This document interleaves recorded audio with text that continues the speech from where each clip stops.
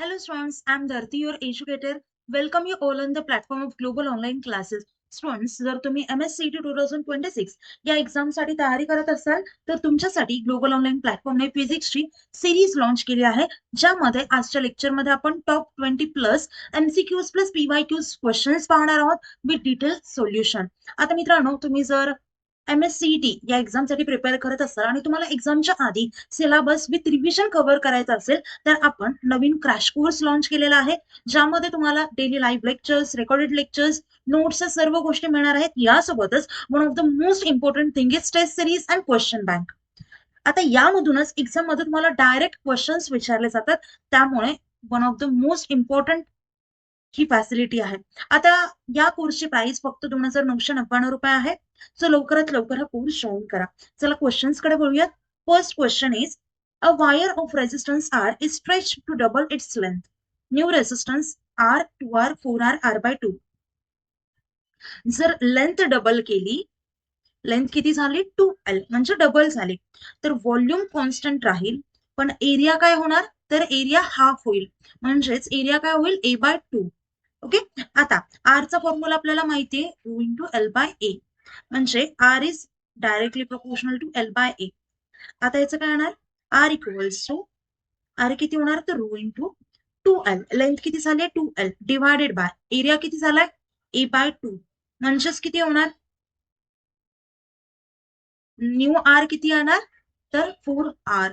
त्यामुळे इथे correct option असेल C. Next question. Charge flowing is 2C coulomb in 4 second. Current is, आता I equals to असतं Q/T. Q किती आहे 2 divided by 4 equals to 0.5 ampere. त्यामुळे करेक्ट ऑप्शन असेल A. Next question. 2 resistors 2 ohm and 4 ohm in parallel, equivalent resistance. Parallel रेजिस्टन्सचा formula काय येणार, 1/R equals to 1/R1 plus 1/R2. इथे R1 ची व्हॅल्यू काय 1/2 प्लस 1/4 किती येणार, तर 3/4 येणार. म्हणजेच R किती येणार, ही व्हॅल्यू किती आहे 1/R ची, म्हणजे R किती येणार, तर 4/3. It is equal to 1.33 ohm. त्यामुळे करेक्ट ऑप्शन असेल option B. Next question. Capacitor stores 100 joule at 10 volt.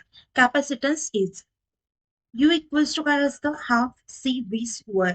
U equals to दिलाय कॅपॅसिटरची व्हॅल्यू किती स्टोअर करते, तर 100 इक्वल्स टू 1/2 इंटू C दिलाय आपल्याला, नाही दिलाय, सो कॅपॅसिटन्स काढायचा आहे, इंटू V स्क्वेअर, व्होल्ट दिलाय 10, सो 10चा square. 200 equals to C into 100, 0 0 cancel झालं, सो C इक्वल्स टू 2 आलं. त्यामुळे इथे करेक्ट ऑप्शन असेल option A. Next question. Magnetic force on moving charge is maximum when angle is. आता इथे first of all आपल्याला फोर्सचा फॉर्म्युला माहिती असणं पाहिजे. मॅग्नेटिक फोर्सचा F equals to QV sine theta.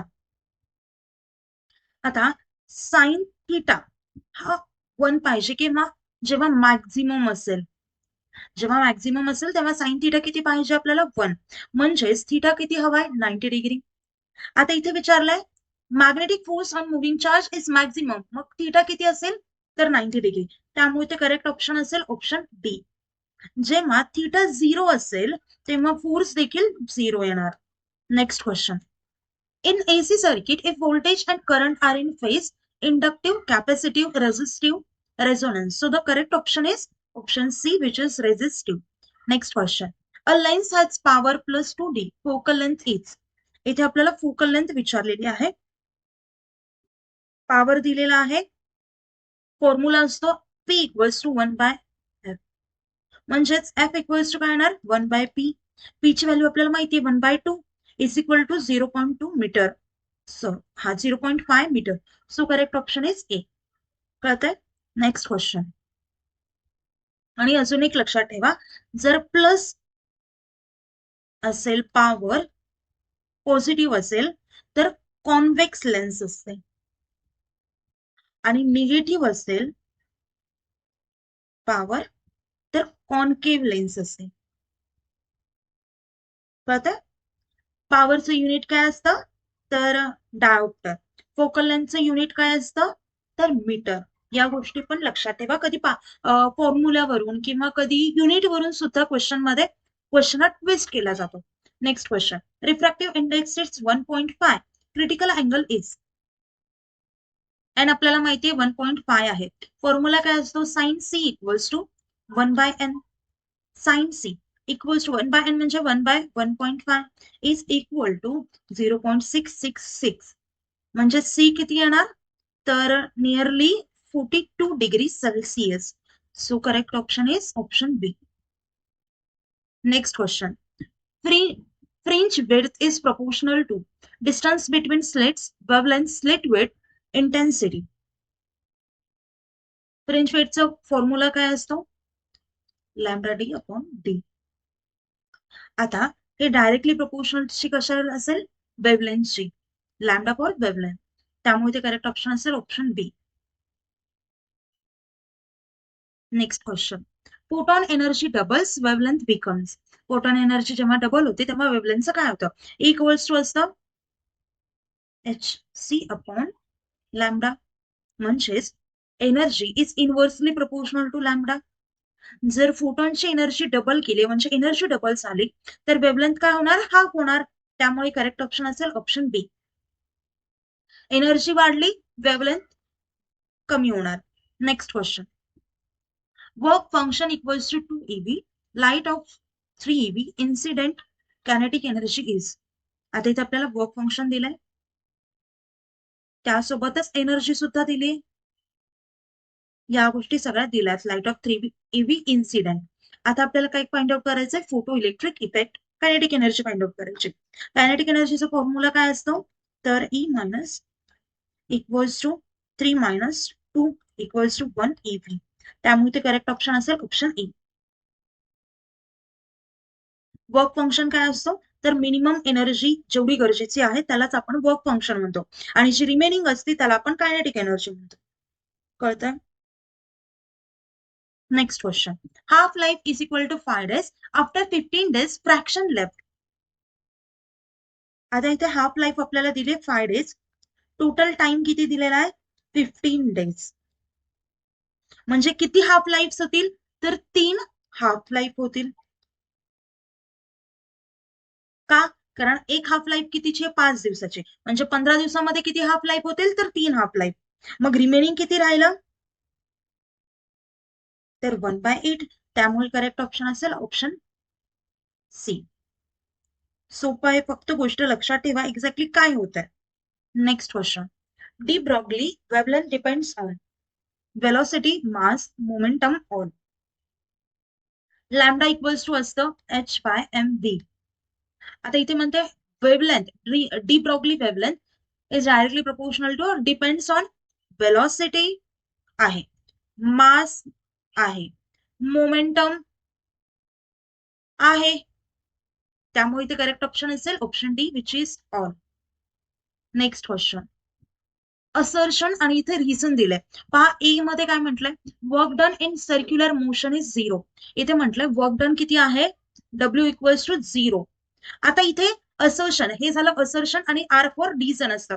का, force is perpendicular to displacement, म्हणजे force is perpendicular to displacement.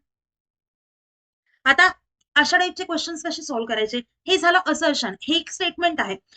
ते तसं स्टेटमेंट का, म्हणजे त्याचं रिझन हे बरोबर आहे का, तर हो, म्हणजे हे पण बरोबर आहे स्टेटमेंट आणि रिझन देखील बरोबर आहे.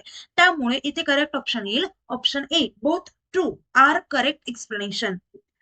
Reason is correct explanation. त्यामुळे ते करेक्ट ऑप्शन असेल ऑप्शन ए. कळते का. आता W इक्वल्स टू असतो FS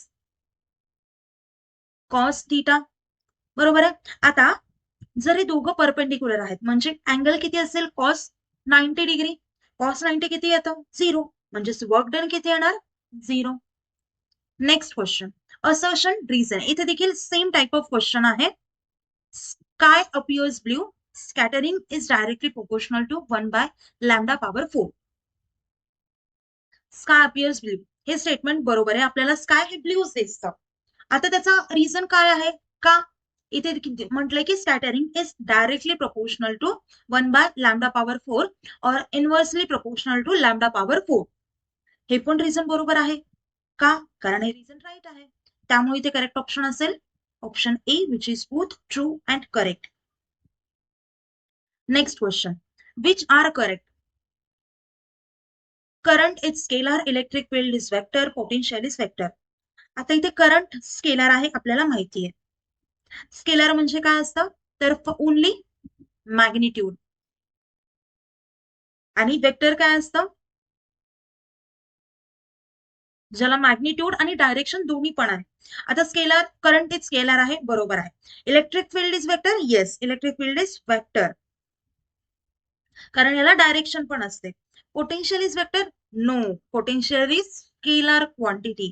त्यामुळे ते करेक्ट ऑप्शन असेल option A, which is 1, 2. Next question, heat added at constant pressure causes only temperature rise, only work, temperature plus work, no change. आता first of all Q equals to काय असतं? Delta U plus W. At constant pressure heat increases with temperature आणि त्याच्यासोबत work पण काम करतं. त्यामुळे इथे करेक्ट ऑप्शन असेल C, which is temperature plus work. Heat added at constant pressure causes temperature plus work. Next question.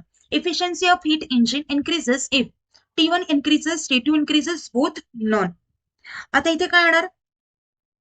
काय असतं? efficiency equals to 1 - T2 upon T1. T1 for hot reservoir आणि T2 for cold reservoir. Okay. आता efficiency वाढवण्यासाठी आपल्याला काय वाढवलं पाहिजे? तर T1 ची व्हॅल्यू इन्क्रीज केली पाहिजे आणि T2 ची व्हॅल्यू डिक्रीज केली पाहिजे. मग efficiency of heat engine increases if both, कारण T1 वाढलं पाहिजे आणि T2 हे कमीच झालं पाहिजे. त्यामुळे ए आणि बी दोन्ही ऑप्शन करेक्ट आहेत. त्यामुळे करेक्ट ऑप्शन असेल C. Next question, SHM equation x equals to a sin omega t, velocity is max at. काय येणार इथे? तर इथे करेक्ट ऑप्शन असेल option A, which is mean position. Next question, angular momentum conserve when force equals to 0, torque equals to 0, velocity equals to 0 and acceleration equals to 0. आता L equals to काय असतं? M2. आता जेव्हा conserve असतं, conserve when, तेव्हा torque आपल्याकडे 0 असायला पाहिजे. त्यामुळे ते करेक्ट ऑप्शन असेल ऑप्शन डी. इथे फोर्स एक्झिस्ट करतो पण टॉर्क हा 0 आहे. एक्झाम्पल तुम्ही जर बेस्ट एक्झाम्पल म्हटलात तर तुम्ही कन्सिडर करू शकता सेंट्रल फोर्सचा. कळतंय? आता मित्रांनो, आपण जो कोर्स लॉन्च केला आहे तो नक्कीच तुम्ही जॉईन करा. जॉईन करण्यासाठी दिलेल्या नंबरवरती तुम्ही कॉन्टॅक्ट करू शकता किंवा प्ले स्टोअरवरती जाऊन ग्लोबल ऑनलाईन ऍप हे डाउनलोड करून तिथून देखील कोर्स जॉईन करू शकता. लवकरात लवकर कोर्स जॉईन करा आणि कुठल्याही प्रकारचा डाऊट असेल तर मला व्हिडिओ खाली कमेंट करून सांगा. त्याचं अजून डिटेलमध्ये मी एक्सप्लेनेशन देण्याचं ट्राय करेल from very basic to advance. So आजचे क्वेश्चन थोडेसे हार्ड लेवलचे होत आहे, हाय लेवलचे होत आहे. जरी कुठल्याही क्वेश्चन मध्ये प्रॉब्लेम असेल ते मी ऑलरेडी सांगितले, कमेंट करून विचारू शकता. व्हिडिओ आवडला तर व्हिडिओ लाईक करा, चॅनल सबस्क्राईब करा. आता आपलं लेक्चर इथेच एंड करूयात. थँक्यू, नाईस टाय, बाय.